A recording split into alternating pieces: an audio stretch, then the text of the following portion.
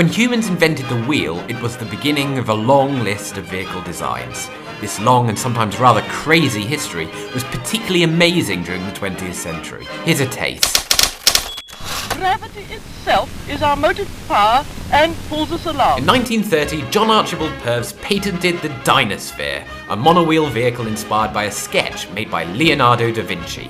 Two prototypes were made, an electrical model and another one with a gasoline motor. This one could reach 30 miles per hour, and after several tests it was hailed for years as the high-speed vehicle of the future. However, the Dynasphere never left its prototype stage because, like with most monowheels, it was nearly impossible to steer or brake. One might agree, these are pretty important features. Rigid airships, commonly called Zeppelins, enjoyed a relative success from the early 1900s until the end of the 1930s. The world's first airline in revenue service, the German DLAG, had carried over 10,000 paying passengers in more than 1,500 flights by 1914. And during World War I, the Germans used Zeppelins to bomb British territory, killing over 500 people. Their defeat in World War I forbade German companies from building new Zeppelins until the prohibition was lifted in 1926. That's when this vehicle had its second golden decade, building the LZ-129 Hindenburg, which operated regular transatlantic flights from Germany to America. In 1937, the Hindenburg disaster started the downfall of this vehicle. Not that we have footage from the period, but an early Chinese text, the Book of the Golden Hallmaster, dated 500 AD, already describes large vehicles with masts and sails mounted on them. These wind-driven carriages were able to carry 30 people at once. It wasn't until 1600 that these vehicles were introduced to Europe, mainly for recreation purposes.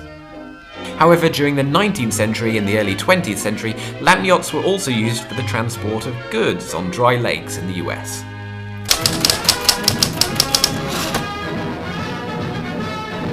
The United States Navy reveals the closest thing yet to a magic carpet. It's called the flying platform. In 1955, they thought that perhaps this could become the personal vehicle of the future. The Hiller VZ-1 Pawnee, also known as a flying platform, was a rotor aircraft designed by the US Army that lifted a platform using contra-rotating ducted fans. The pilot had to shift its body weight to control its direction. 6 prototypes were built and they flew successfully at a maximum speed of 26 km per hour. However, it was discarded as a combat vehicle due to its small size, slow speed, and the fact that it could only fly a few feet above the ground. The SP-350 Denise is linked to the name of famous scientist Jacques Cousteau. Denise was the very first underwater vehicle designed for scientific exploration. This diving saucer sailed the depths of the oceans from 1959. She could work as deep as 350 meters down. She moved like a squid, with a simple jet propulsion system that gave her a maximum speed of 3.7 kilometers an hour.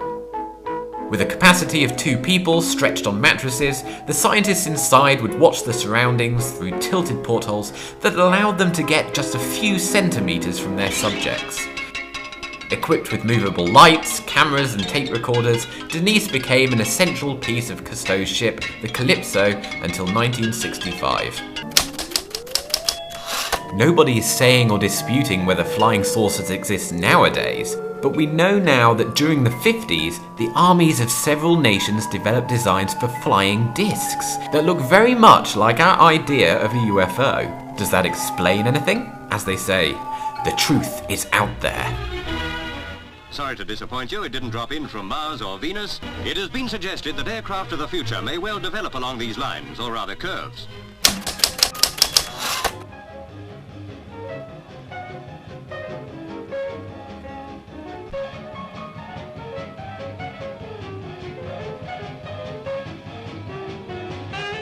In 1959, the union of the hovercraft and the motor scooter gave us the hover scooter. Although technically airborne, it became clear that it couldn't really raise above the 6 inches or so of air cushion. Its rather bulky shape and the unprotected ducted fan on the front were the reasons why this vehicle never went mainstream. We have longed for this invention as a means of transport since we watched James Bond fly using a similar gadget. The jetpack is a real device, propelled by jets of escaping gases that lift a single traveller into the air, allowing him to fly. It started being developed in the 1960s when sci-fi technology was actually available, and it has been used for astronauts' extravehicular activities. However, the Earth's gravity and the difficult adaptation of the human body to flying naturally have been the main obstacles for not using it in the army or as a means of personal transport.